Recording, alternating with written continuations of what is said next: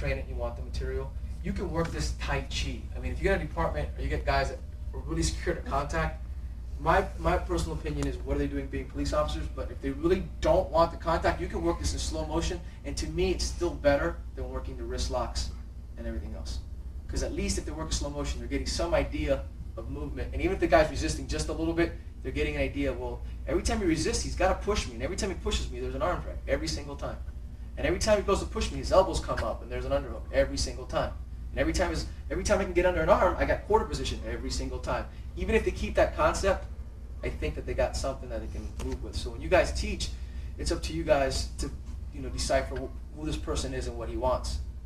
But you guys got guys in gang units, you're constantly going to be tackling people. So you need to learn where to go with it.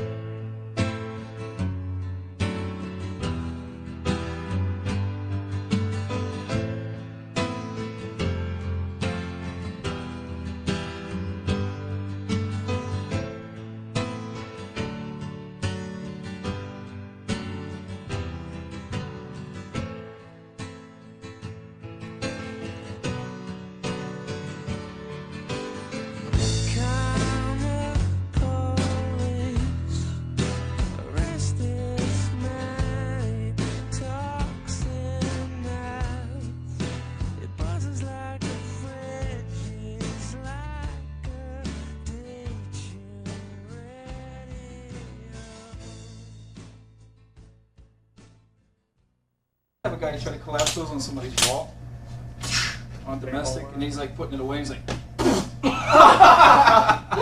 oh, dude, no. Oh, keep going. Whoa! Let's get rid of the donuts. Where are the donuts? All right, boys, time to bag us a cattle rustler. What in God's name are you doing? Isn't this 742 Evergreen Terrace? No, that's next door.